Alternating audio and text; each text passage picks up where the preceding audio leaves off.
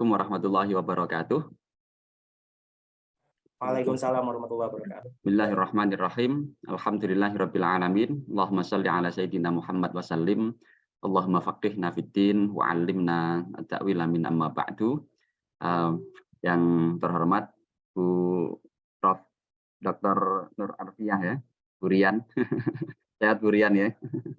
Lama nggak ketemu, nggak jumpa. Iya, alhamdulillah. Selamat juga untuk Universitas PT IKI. Ya. Alhamdulillah. Saya lulusan institut terakhir, Pak. Sudah peralihan ya? Peralihan. Terakhir kemarin sudah. Baik, alhamdulillah. Dan juga yang saya hormati ya teman-teman dari Riqatul Quran dan para hadirin yang ada di majelis ilmu yang penuh barakah ini, insya Allah ini tetap mengundang rahmat ya, tetap diliputi, dinaungi oleh para malaikat ya, pembawa rahmat, karena majelis ilmu ya, malaikat itu kan tidak materinya tidak sama dengan kita ya, fisiknya tidak sama dengan kita, sehingga sangat mudah lah bagi makhluk yang bernama malaikat ini untuk mengirimkan rahmatnya dalam majelis yang virtual seperti ini ya, tidak terbatas pada perkumpulan secara tatap muka saja. Baik, terima kasih kepada teman-teman Riqatul Quran yang berkenan untuk mengajak kami berdiskusi terkait dengan literasi Al-Quran dan literasi ya, untuk menentukan atau penentu suatu peradaban, tema besarnya. Nah, pada kesempatan kali ini saya akan sedikit bicara terkait dengan literasi Qur'ani ya, untuk membentuk peradaban Rabbani. Kita mengenal peradaban Rabbani ini adalah terinspirasi dari satu pesan kunu Rabbaniyin. Jadilah kalian itu ya, Rabbaniyin. Salah satunya adalah ya orang-orang yang ahli ya, memiliki keilmuan yang kokoh, yang kuat, terutama dalam bidang Al-Quran, dalam bidang keagamaan, yang kemudian keilmuan itu bisa diberdayakan, bisa berdaya untuk kehidupan dia ya, baik di dunia maupun di akhirat.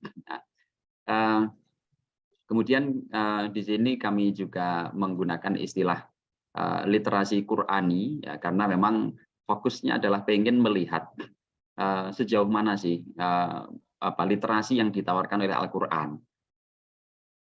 Samakah dengan literasi yang sekarang ini lagi beredar atau banyak berkembang di masyarakat kita yang dipopulerkan oleh UNESCO, salah satu organisasi PBB yang bergerak di bidang kebudayaan, termasuk salah satunya di bidang pendidikan. Nah ini UNESCO kan merumuskan satu konsep terkait dengan literasi yang kemudian UNESCO juga membuat klasifikasi ya, kriteria-kriteria terkait dengan literasi itu apa saja yang perlu dikembangkan. Nah, saya melihat bahwa literasi-literasi yang diperkenalkan oleh UNESCO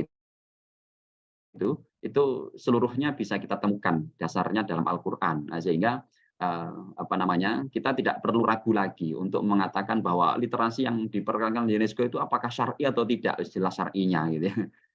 Bagi yang suka dengan istilah-istilah misalnya syar'i dan sejenisnya itu, maka itu sudah pasti syar'inya. Dari kata literasi saja itu sudah bagian dari perintah Allah.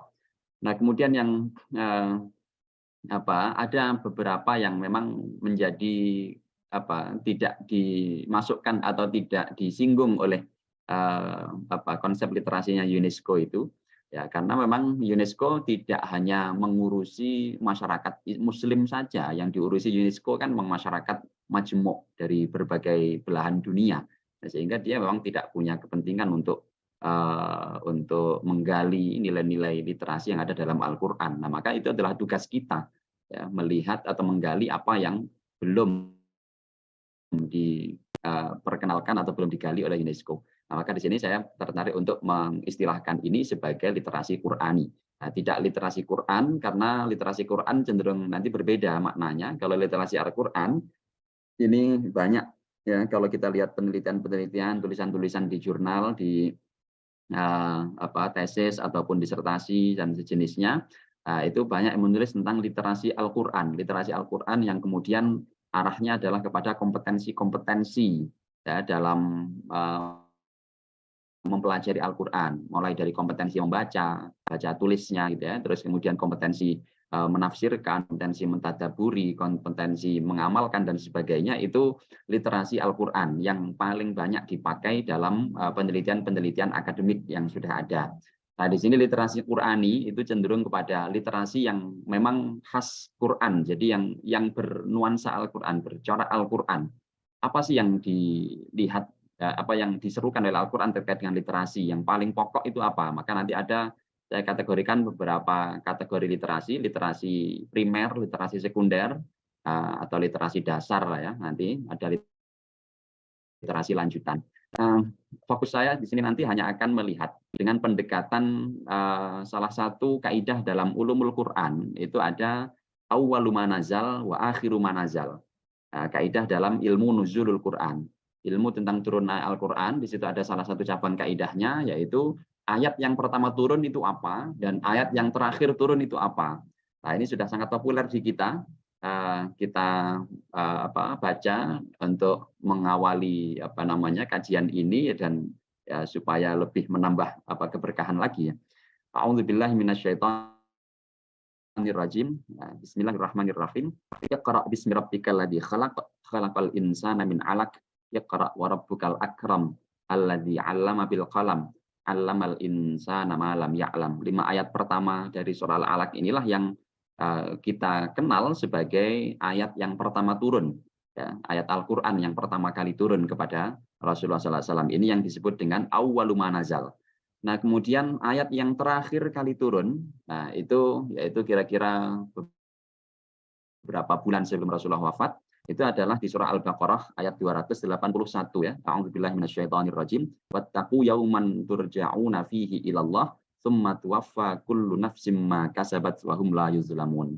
Ini kalau kita lihat dari ayat pertama turun sampai ayat terakhir turun yang membutuhkan waktu sekitar kurang lebih ya 23 tahun itu. Nah, kita analisis sebenarnya apa sih ya wacana yang dibawa oleh Al-Qur'an.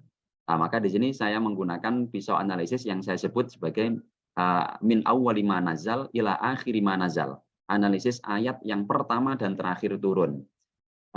Berikutnya, ini menarik karena nama kitab suci kita itu juga Al-Qur'an. Itu adalah nama yang artinya sangat memiliki ruh literasi yang sangat kuat. Ya, namanya Al-Qur'an. Quran ini dari kata qara'a yaqra'. Ya, Quran, biasanya kita qara'a yaqra' ya qiraah. Maka di sini menggunakan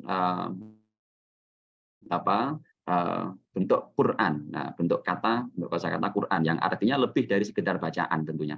Nah, maka di situ sudah jelas sekali nama Al-Qur'an itu adalah nama yang memiliki semangat literasi yang sangat kuat.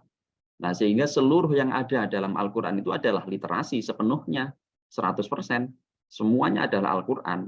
Mau ayat yang pertama turun hingga ayat terakhir turun, mau ayat yang urutan pertama dalam mushaf maupun yang urutan terakhir dalam mushaf, itu semua adalah Al-Qur'an, semua adalah literasi yang sangat kuat. Dan itu menandakan bahwa Islam itu betul-betul agama yang membuka wacana kita, membuka mata kita, mata baik itu mata batin, mata hati ataupun mata-mata indera kita ini, panca indera kita.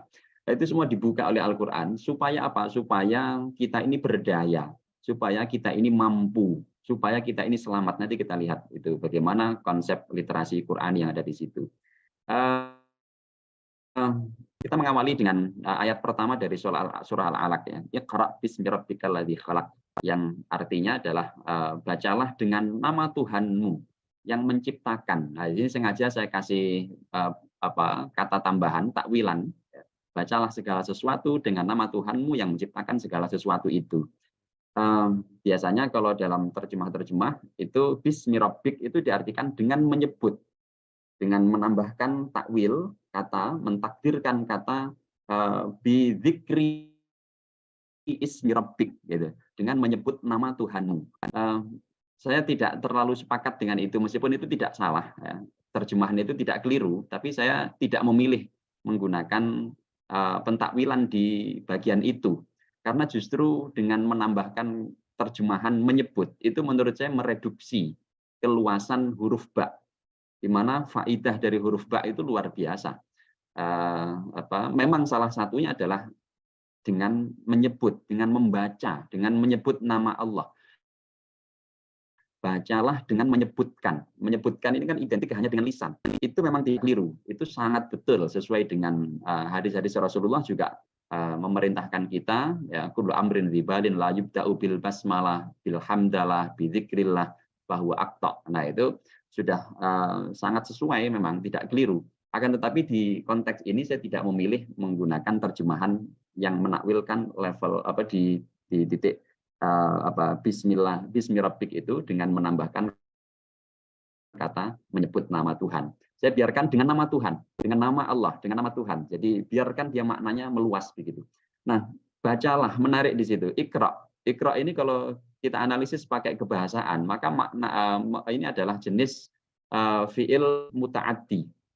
Ya, jenis fiil muta'addi, fiil yang kata kerja transitif, ya, yang butuh objek.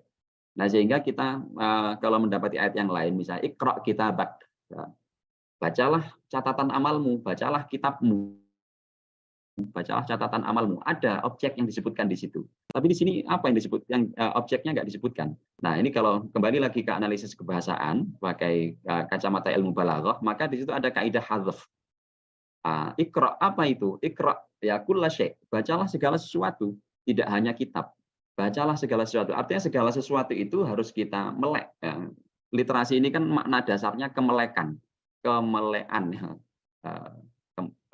Logat saya menyebut kemelean, melek. Gitu. Kalau logat Jakarta mungkin kemelek. Kemelekan.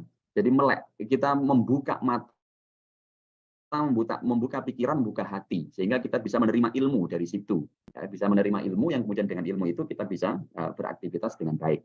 Nah, maka iqra di sini membaca segala sesuatu, tidak hanya berhubungan dengan kitab saja. Nah, ini juga sangat sesuai kalau kita baca menggunakan perspektif hadis tentang sabab nuzul, ya, hadis tentang sabab nuzul dari surah Al-Alaq ini. Ya. Di riwayat Imam Bukhari, hadis kedua itu, di sana ada bab tentang badil wahyi. Nah, kemudian beliau menyebutkan kisah tentang turunnya ayat ini.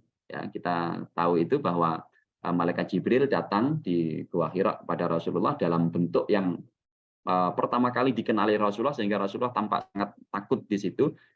Apa yang diseru? Iqra. Ya, jawaban Rasulullah, ma ana biqari. Versi lain, ma aqra, gitu ya. Apa yang harus saya baca? Ada yang menerjemahkan, saya tidak bisa membaca. Boleh saja diterjemahkan dua-duanya itu, karena memang dua-duanya punya argumen yang sangat kuat. Jadi di sini ini kemudian memang tidak ada teks di situ, tidak ada kitab, tidak ada bacaan. Tapi perintahnya adalah iqra. Nah, maka para mufassir kemudian menyimpulkan bahwa baca apa? Baca alam, baca segala sesuatu. Nah, kalau alam itu berupa teks, maka yang dibaca ya teks. Kalau yang alam itu berupa tanaman, tumbuhan, ya berarti membaca tumbuhan. Kalau alam itu berupa manusia, berarti membaca manusia. Yang menariknya di sini membacanya nggak sekedar membaca. Inilah yang saya sebut sebagai literasi Qur'ani.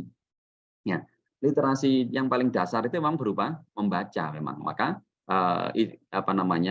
kita menyebut istilah literasi itu seringkali identik dengan qiraah, kitabah, gitu ya, al-hisab, calistung, baca, tulis, hitung. Itu yang paling umum. Nah, tapi tidak terbatas pada itu. Maka dalam bahasa Arab, istilah literasi yang dalam istilah kontemporer bahasa Arab itu bukan kok kitabah atau qiraah literasi itu, melainkan mahwul ummiyah, yaitu penghapusan atau menghapus kebuta hurufan, menghapus ummi, keumian. Nah, ini menarik sekali karena kita mengenal istilah